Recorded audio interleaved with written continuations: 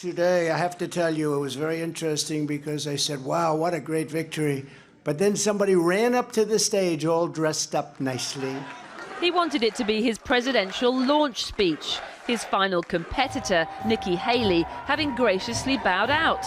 But she didn't get the memo. This race is far from over. And boy, was he mad. This is not your typical victory speech, but let's not have somebody take a victory when she had a very bad night. She had a very bad night. Nikki Haley didn't have a very bad night.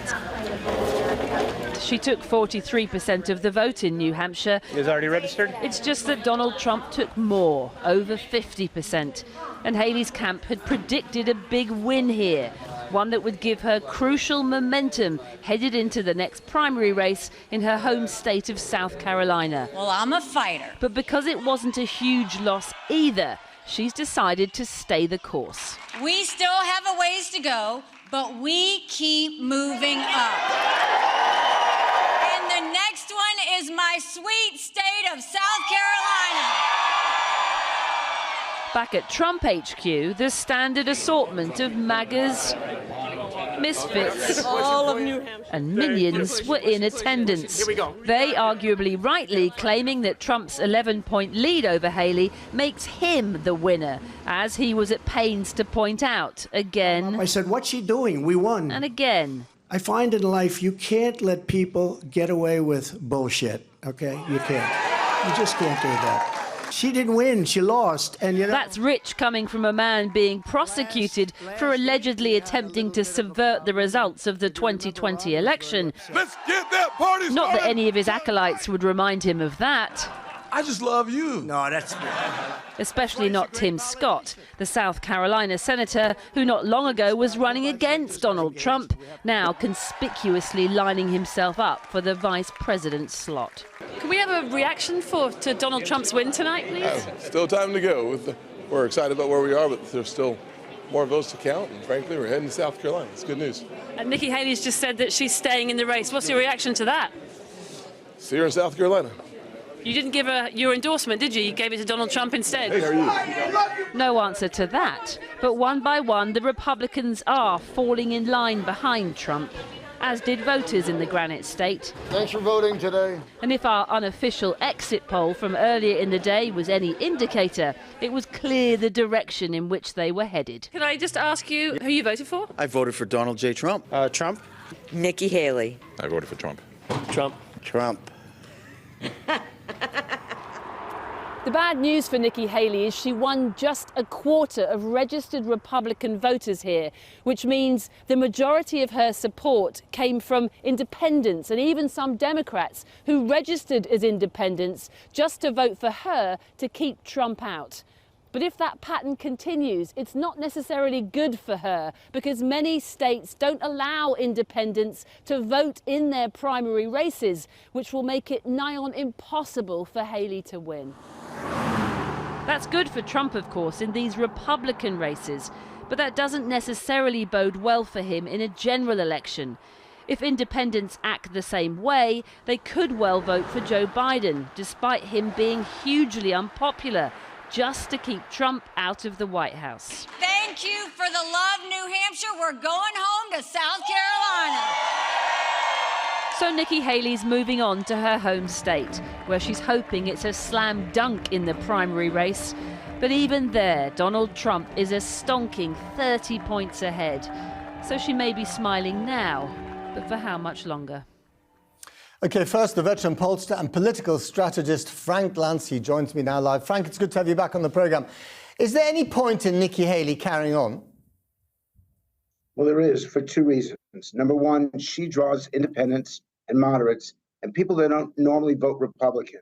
So she expands the Republican base considerably, and it takes you from 45, 46% over to a majority. And that's important for any Republican in November. And second, let's not forget that Donald Trump has been indicted 91 different times, 4 different cases. You've never had a situation like this. He's been thrown off the ballot in 2 states. He'll probably be put back on. But this is a candidate who is significantly flawed. Now, make no mistake, his voters are intense and passionate, and they're not going anywhere. But at 45% nationwide, that's not enough to win in November. But why doesn't that argument convince his very passionate voters? Because they want to see him in the White House. They'd rather see a Republican in the White House, presumably, than Joe Biden. Well, in the exit polling, electability only came in third, behind someone who shares your values and someone who's willing to fight for you. So to my surprise, electability is less important than these other attributes. Now, the key here is turnout, and hardcore Trump voters are more likely to turn out than anyone, than Biden supporters, Nikki supporters, anybody. That said, it still doesn't take you to 50%. But she's also got to survive or thrive in the primary process. So does she just, and do her donors and her supporters hold their breath and deal with the likely failures of South Carolina and Nevada and then wait for some miracle in Super Tuesday? How does it work? So I've talked to some of those donors in the last 18 hours. A lot of them are still with her. Some of them are not. So she's not going to raise the money that she expected to be able to raise, but there's still a tremendous amount of money that does not want to see Donald Trump as a Republican nominee, and 20 or 25%, 30% of Republicans who don't want to see Donald Trump as the nominee. That is the legitimization of Nikki Haley's campaign. Whether it's going to be successful, it is very, very, very difficult. Briefly on his speech, which is pretty vindictive and petty, you could argue, against her, does that rule out any possibility that he might pick her as his running mate? Nothing. With Donald Trump, nothing rules out anything. And I've seen this from my own personal experience. I've got a T-shirt that was given to me yesterday, and in the front it says one word with an exclamation point: enough. And that's how a lot of Americans feel about this. Enough. Enough of the anger, enough of the viciousness, enough of the negativity and criticism.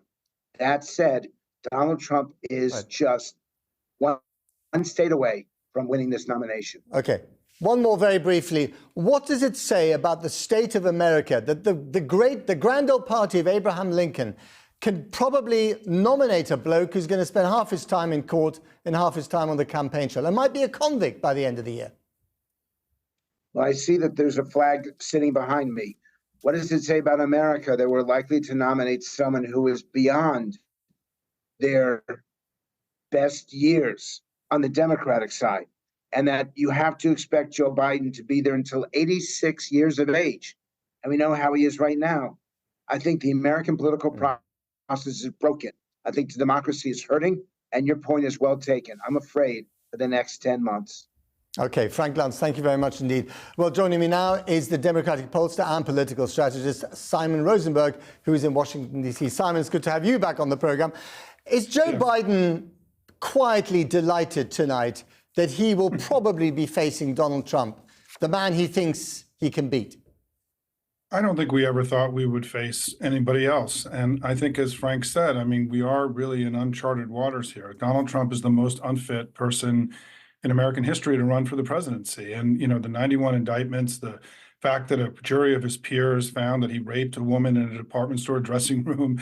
I mean, the stuff that he's bringing to this election makes it very, very hard for me to see how he wins. And I think it's just important to recognize that many of the things that are going to come out in the next couple of months that voters are going to learn about are not things that they knew about in 2020. They didn't know that he had ended Roe. They didn't know that he had led an insurrection. They didn't know that he had sexually abused a woman. They didn't know that he had stolen America's secrets. And so there's a lot of information that we can give to voters that I think are going to push Trump further and further away from an electorate that has already rejected him in the last election. And yet, despite all the things that we know about him, despite the 4 years of roller coaster chaos with him as president, he still did as well as he did in Iowa and New Hampshire. And that tells you something as well, doesn't it? Yeah, I mean, I think those victories were not as strong as I think he would have wanted. I mean, the turnout in Iowa was very low. And in New Hampshire, you know, Nikki Haley did about 10 points better than the public polls indicated she was going to do. And so there's lots of weakness. Frank, I think, was very smart in the way he was describing this. There's a lot of weakness around Trump. We have a lot of data showing that the voters who are voting for Haley are more interested in voting for Biden than they are for Trump. Right. In the general election. We've never had that kind of data in all the years that I've been doing this. So there are warning signs for Trump. I mean, as Frank was suggesting, he's very strong in the Republican primary, but he may be a very, very weak candidate. What about the warning signs for Joe Biden? I mean, you said Trump is, is judicially, politically unfit to run for president. Many people think that Biden is physically unfit at the age that he is. Yeah, you may be smiling, but that is what a lot of people are saying. And frankly, you see evidence of it over and over again. Yeah, we've got work to do. But you can't make him younger. He is what he is. No, he is what he is, but he's been a good president. And I think the most important thing that we have going for us is that Joe Biden has been a good president. The country is far better off. But people aren't hearing that message, are they? I know, well, our campaign hasn't begun. Please. I mean, there's been one campaign on the Republican side. Our campaign has barely begun. We haven't really geared up and started talking to voters. We didn't have to. We had this weird thing in our system, right, where one party was having a primary and the other one wasn't. And so I've been doing this a long time. I've been through 8 presidential elections, and I can see as a strategist our path for victory. Joe Biden's been a good president. The country is far better off. He's going to have a strong second-term agenda, and they have Trump. Right. And I would, in every way possible, I'd much rather be us than them at this point. Okay, but just very briefly and finally, is there something cynical about the fact that the White House is both celebrating, in inverted commas, the idea of Trump being their candidate, while at the same time saying that he's the death of American democracy? I don't think there's anything cynical about that at all. And I don't think that we're celebrating. I think it's just a reality, right? I mean, he's going to be the Republican nominee. That's been clear, frankly, for months. And so we have to build a campaign to take on their candidate. And I think that the reality is that many of us who've been doing this for a long time have a quiet confidence in our ability to beat him in 2024. All right, got to leave it there. Simon Rosenberg, thank you very much indeed. Sure.